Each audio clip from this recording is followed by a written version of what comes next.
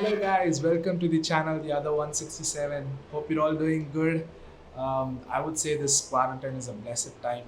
Uh, why is the reason I tell so is um, there could not be a better time than this that we can meditate on the Word of God, that we can sit in His presence and oh, what a sweet time.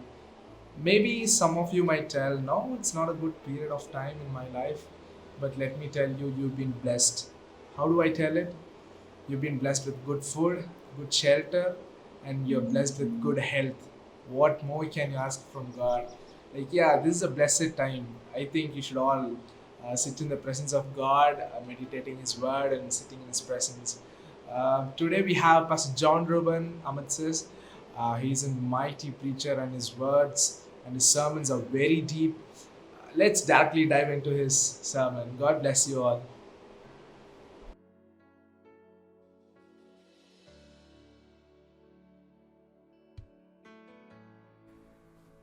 Shalom.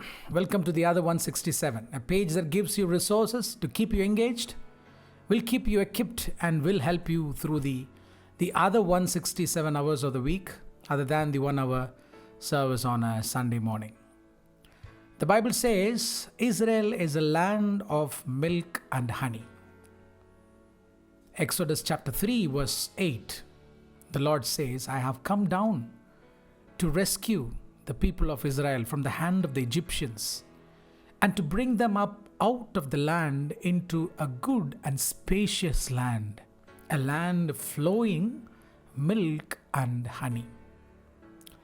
When God talks about the land of Israel as a land which flows milk and honey, it is not a picture of a rich and fertile land.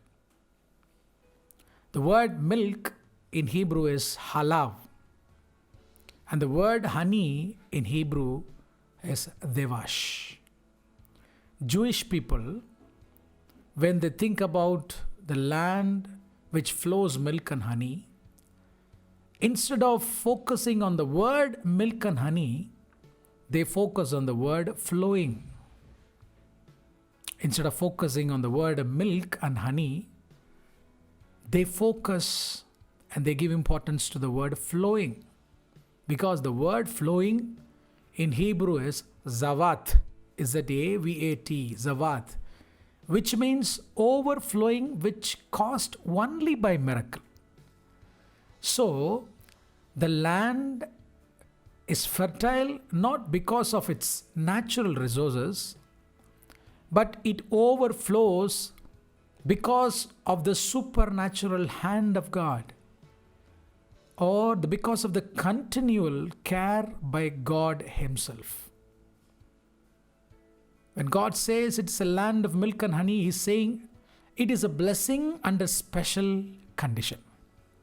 Let me explain.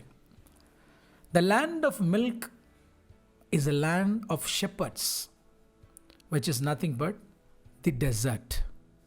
They call it as Negev, the southern part of Israel.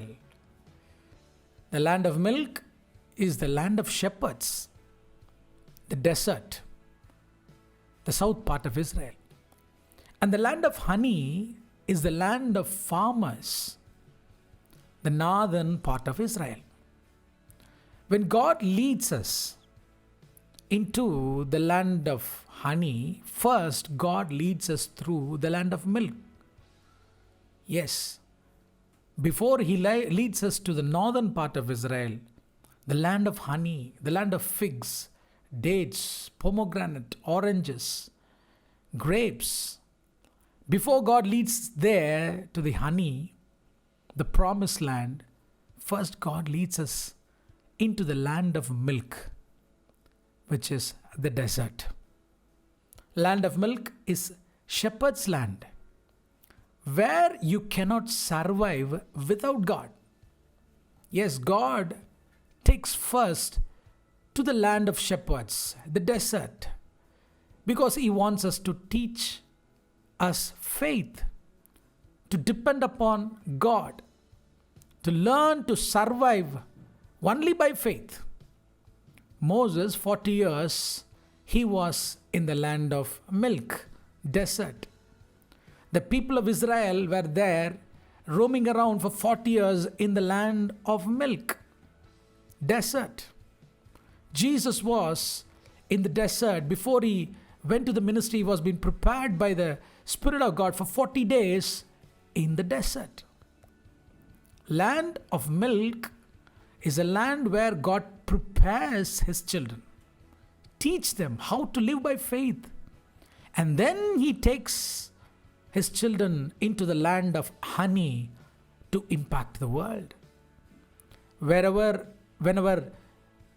Abraham sent Hagar, you know that he sent Hagar to Negev, the desert. Why? Is it Hagar should die by thirst? No. He knew God is there to provide Hagar with a fountain of waters. Abraham knew that because he was living in Negev. When Elijah feared Jezebel, he ran to desert. He went to the southern part of Israel. Why? He knew he can clearly hear God in the middle of the desert. Yes, God had prepared a broom tree for a shade. When David ran away from Saul, where did he go? He ran to the land of shepherds, the desert, the land of honey. Why? He knew God can protect him in the middle of the desert.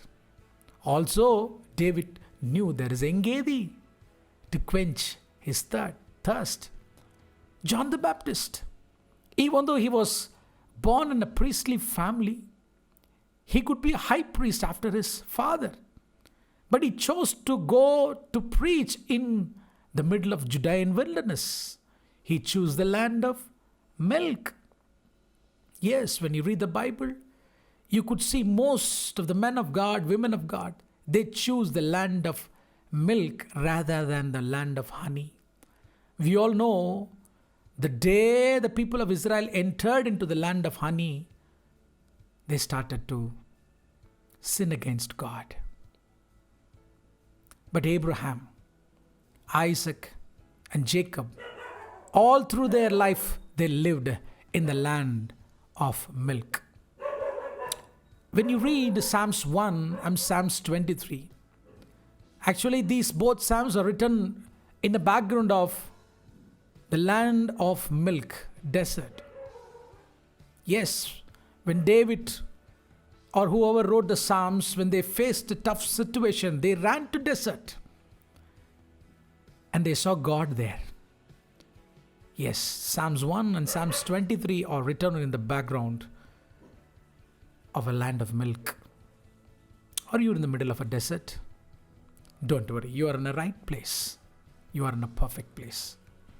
It is God who have led you into the land of milk, the desert. Soon, God will take you to inherit the land of honey. Soon He will take you. If you're there right now in the middle of a desert, don't worry, it's a land of milk, which God has promised the people of Israel to teach you how to live by faith. Don't worry, soon you will inherit the land of honey. God bless you. God bless you.